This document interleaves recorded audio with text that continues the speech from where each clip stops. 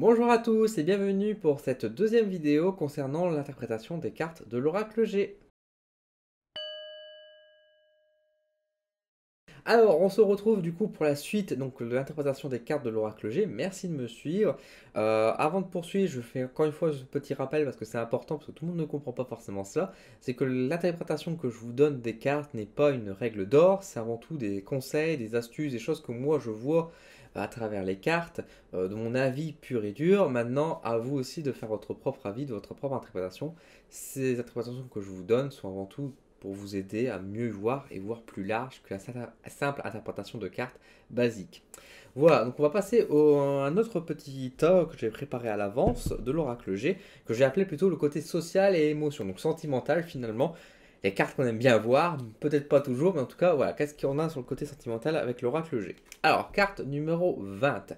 Nous avons les deux flûtes, donc les coupes de champagne qui apparaissent ici, qui va représenter ici la fête. Ah, l'état de sobriété, je ne sais pas si elle fait bien le point, là, la caméra. Bon, voilà, vous l'avez. La carte donc, qui va représenter donc, les deux coupes de champagne qui va représenter la fête. C'est la fête, telle lumière qui chante dans Disney.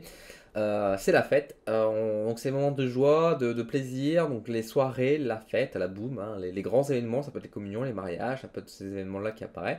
Mais également, ça peut remonter aussi les rencontres. Voilà, donc c'est pour ça qu'elle est dans le côté sentimental. Donc rencontre sentimentale ou rencontre amicale, dans tous les cas, ça fait partie à la base d'une rencontre, de nouvelles amitiés qui vont être là, trinquées. C'est positif, c'est la fête, c'est la joie.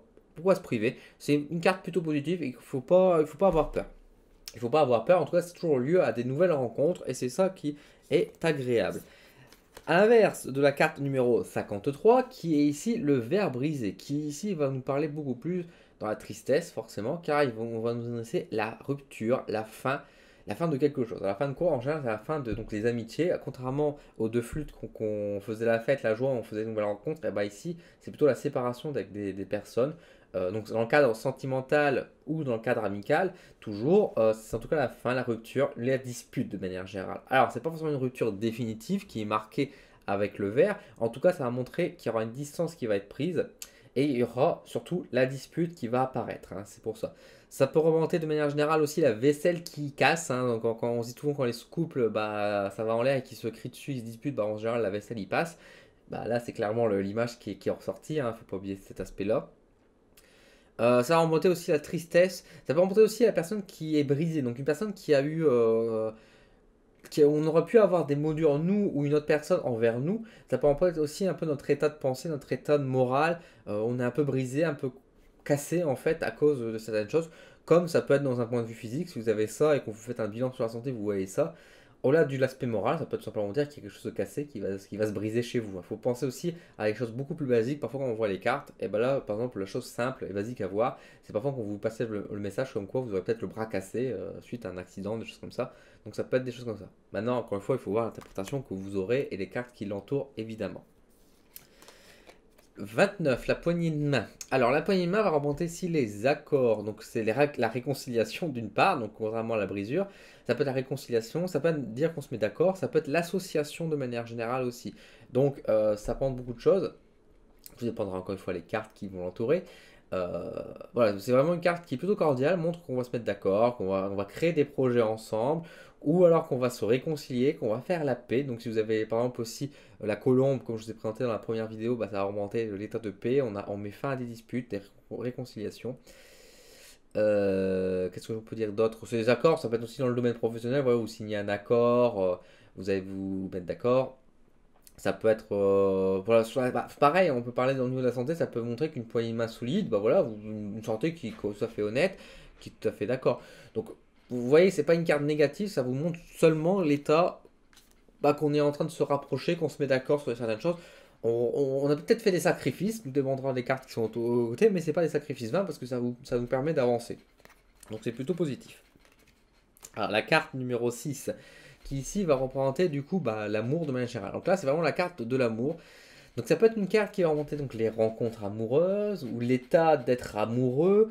Parce que oui, on peut avoir cette carte-là sans forcément dire qu'on doit faire une rencontre. C'est pas parce qu'il y a deux cœurs que c'est une rencontre. Ça représente aussi peut-être que la personne est amoureuse, tout simplement. Il faudra bien sûr voir les cartes qui sont à côté. Je le dis tout le temps, là, sur cette vidéo, c'est assez incroyable, mais c'est le cas hein, avec l'oracle G, comme je vous ai expliqué. C'est positif parce qu'on est dans un bon état, on va dire, de joie, d'amour, de partage aussi finalement. Donc c'est vraiment quelque chose d'assez joyeux. Alors bien sûr, il faudra faire attention de ne pas être dans l'excès.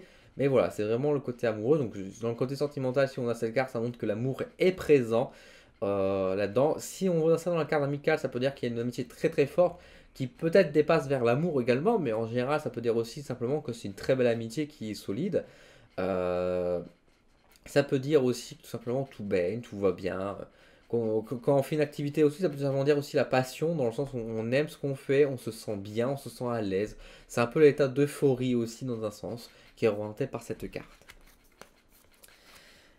La carte numéro 2, la rose, donc une autre fleur qui apparaît dans l'oracle G, qui elle va représenter les sentiments amoureux. Donc ça va être beaucoup plus ciblé, les sentiments amoureux, le romantisme. Quand je vous ai dit, quand on voyait la carte précédente, la numéro 6, ça pouvait représenter aussi dans le cadre des amis une amitié forte, peut-être une amitié qu'une personne qui est amoureuse, mais c'est avant tout une belle amitié qui est solide. Si vous voyez dans un cadre amical cette carte-là qui ressort, alors là par contre, il faudra s'interroger si effectivement cette personne est là, n'a pas un sentiment d'amour qui se développe chez elle.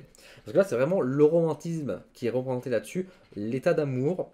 Ça peut être aussi l'état d'amour, du partage, comme je vous ai dit, mais là, c'est beaucoup plus dans l'état de pensée de la personne. Donc, ça peut être dans sa nature même, être une personne généreuse, une personne qui aura tendance à vouloir donner, une personne qui va aider les autres, qui va partager de l'amour, du soutien, qui va être présent, qui va pouvoir partager son épaule ou son bras au besoin. C'est vraiment ce côté-là. C'est une carte positive parce que c'est pas un mauvais caractère, mais ça va surtout cibler en fait du coup dans les cadres amoureux. Si on a ces deux cartes, donc la 6 avec les deux cœurs et cette carte là, ça montre vraiment qu'il y a beaucoup d'amour, beaucoup de tendresse et ça, un amour qui est entretenu. Là où le 6 on peut être très bien amoureux, mais peut-être que sans cette carte là, ça veut pas dire que voilà, le couple est mauvais, hein, c'est pas ça que je vais dire, mais en tout cas ça voudra dire que il n'est pas forcément entretenu, il n'y a pas le romantisme qui est là actuellement. Donc ça peut être, ça, c'est des cartes qu'on voit surtout dans les jeunes couples, par exemple, vous voyez, donc c'est ce genre de choses. Ça rentre aussi de manière générale la passion, comme je vous ai dit, aussi comme la 6 mais vraiment dans l'état de pensée. C'est pas là où je vous présentais avant, dans le sens où c'était l'état d'euphorie, on se sentait bien et un peu aveuglé par l'amour. Là, on est moins aveuglé par l'amour, on est conscient qu'on est amoureux ou qu'on partage de l'amour aux autres, mais c'est un amour sensé, on va dire. C'est pas de l'inconscient qui prend le relais. C'est vraiment un état où on contrôle les choses, mais qu'on le désire. La carte numéro 36 est un cœur douteux, donc ça remonte les doutes ici. Alors certaines personnes vont le voir ici comme une carte assez négative qui montre qu'on est partagé, qu'on a des hésitations, des choses comme ça. C'est le cas effectivement, hein. C'est la carte des doutes, des hésitations, on ne sait pas, on a peur, des inquiétudes de manière générale. C'est pas forcément une carte qui va être dans le côté amoureux sentimentalement, ça peut être une carte qui prend aussi dans l'amitié, on ne sait pas trop si on doit faire confiance ou non, si dans le domaine professionnel, est-ce qu'on doit rester ou non. Ça rentre les choix du cœur, donc les doutes, le mental aussi qui agit à ce moment-là. Ça rentre aussi, de manière générale, l'amour aussi, la situation personnelle, parce qu'encore une fois, ça remonte aussi un cœur, donc ça peut rentrer dans le cadre sentimental aussi, et alerter sur le plan, on va dire, des sentiments, justement. Donc il faudra regarder sur ce côté-là. Ça remonte, comme je dis, donc l'hésitation, les doutes. C'est l'interrogation de manière générale sur tous les domaines, et selon les cartes qui entourent, on va pouvoir approfondir c'est la question justement de savoir sur quoi on a peur, sur quoi on doute. Donc on peut mettre deux cartes, par exemple, l'une à côté de l'autre, et voir sur qui on hésite, sur quoi on hésite exactement. On aura la réponse à ce niveau-là. Enfin, pour terminer le petit tas de la vie sentimentale, nous avons la carte numéro 15. La numéro 15 que je viens de m'apercevoir qu'on peut la lire dans les deux sens, soi-disant. Bon, je ne sais pas comment est-ce que, honnêtement, c'est pour vous dire que comme quoi vous voyez que moi je suis pas dans le sens à lire les bouquins. Euh, donc il y a deux sens à lire, donc peut-être enfin, vous verrez vous-même, j'ai envie de dire par rapport à ça. Moi, je la lis de toute façon dans un sens ou un autre, je la lis toujours de la même manière, c'est la sexualité. Voilà. Pour moi, ça remonte vraiment l'état de la sexualité. C'est pas négatif, c'est pas positif. Alors, forcément, si c'est avec une infidélité sur le côté, on va penser tout de suite à la négation, hein, c'est sûr. Mais ça remonte l'état sexuel, la passion, l'envie. Ça peut remonter aussi la jalousie dans certains cas, tout dépend des cartes qui l'entourent. Mais voilà, c'est vraiment la pulsion sexuelle qui est présente, le rattachement, le besoin physique, le besoin de toucher, le besoin de vivre une expérience, de ressentir les choses, d'aller plus loin dans cette relation. Euh, voilà. Ah oui, si je me souviens pourquoi on peut la lire à l'endroit à l'envers, il me semble on pouvait dire qu'on vient me le rappeler, que selon la position, on peut donner le sexe des futurs enfants. Par exemple, si vous l'avez comme ça, ce sera une petite fille. Si vous l'avez comme ça, ce sera un petit garçon. Voilà, honnêtement, bon, vous pouvez vous en servir comme ça si éventuellement. Moi, je m'en suis jamais servi comme ça parce que je veux dire, bon, c'est assez rare quand même c'est assez précis comme utilisation de carte quand même. Mais voilà, c'est pour vous montrer l'état de sexualité. Ça peut vous montrer aussi le genre. Ça peut montrer qu'on est par exemple hétérosexuel, bisexuel. Ça peut montrer ce genre de choses. En tout cas, ça rapproche vers la sexualité de manière générale. Voilà. Donc voilà les cartes qui représentent donc l'aspect sentimental. Tas suivant qui va représenter plutôt, on va dire, quelques événements ou quelque chose qui se passe qui vient mettre en alerte ou non. On va bien voir les cartes que je vais vous donner. Donc la numéro 37 qui ici représente le petit coquillage qui va représenter les vacances. Alors c'est bien, c'est qualité. Alors c'est pas du tout de saison, en ce cas on est en hiver quand je tourne cette vidéo. Mais alors ça peut être les vacances d'hiver hein, bien sûr, mais c'est vrai que le coquillage rappelle plutôt les vacances d'été. Ça va représenter surtout l'idée qu'on a besoin de souffler un peu, quoi. On a besoin de se ressourcer surtout.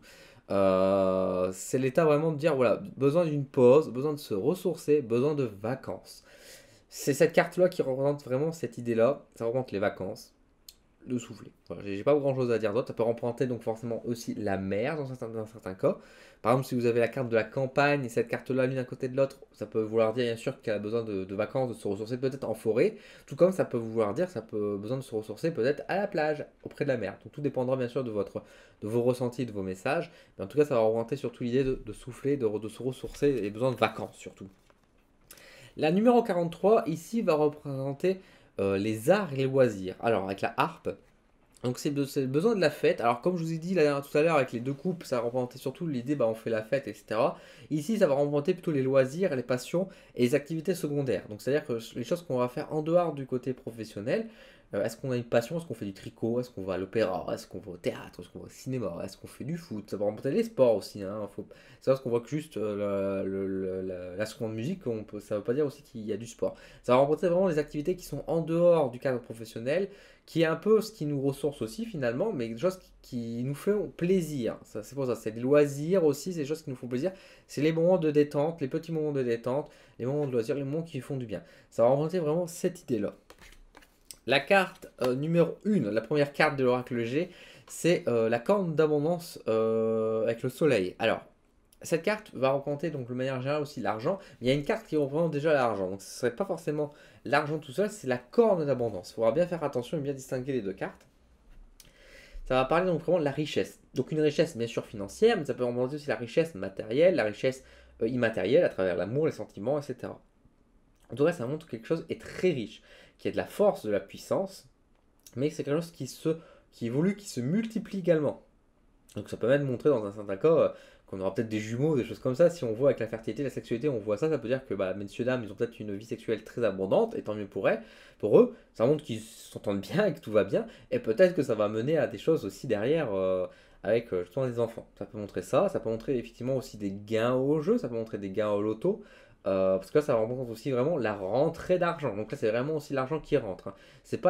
Quand on voit cette carte, c'est pas de l'argent qui sort, même si elle est à l'envers, sauf si vous voulez l'interpréter de cette manière-là. Quand vous voyez cette carte, c'est vraiment une carte qui parle de rentrée, de choses qui viennent à nous, de richesse qui vient à nous. Donc c'est vraiment une carte qu'on veut voir tout le temps. Hein. C'est vraiment une carte très positive.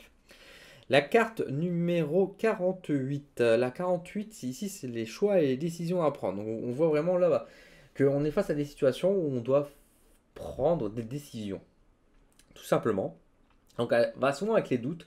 Ça peut représenter dans certains cas un peu les doutes, les hésitations, mais c'est pas tellement ça, parce qu'il y a déjà la carte du cœur qui est représentée, comme je vous ai dit tout à l'heure, le doute, l'hésitation. C'est surtout au-delà de ça, c'est passer à l'étape supérieure, c'est maintenant faire un choix, prendre une décision, l'action. C'est vraiment là une carte d'action où il faut agir, il faudra prendre une décision, faire un choix entre deux ou trois possibilités, ou plus, hein, tout dépendra. Dans le côté sentimental, bah, peut-être ça peut vouloir dire qu'il y a une hésitation du cœur, est-ce que partir ou non, est-ce qu'il y a une tierce personne dans le couple. Ça peut parler aussi, même ça veut pas dire forcément qu'il y aura une autre personne de la fidélité. Hein. Aussi, il ne faut pas toujours voir le mal partout. Dans un couple, ça peut aussi dire tout simplement de décision à prendre, est-ce qu'on continue ensemble ou est-ce qu'on va déménager ailleurs, enfin ça peut être des choses comme ça. C'est une carte qui va mettre en place en tout cas le fait qu'il y a quelque chose qui arrive, il faudra faire un choix, prendre une décision. Plus de place au doute, plus de place aux hésitations, il faut agir, il faut prendre une décision par rapport avec cette carte-là. Donc voilà. On va passer un autre petit paquet. Je regarde pour la fin de la vidéo.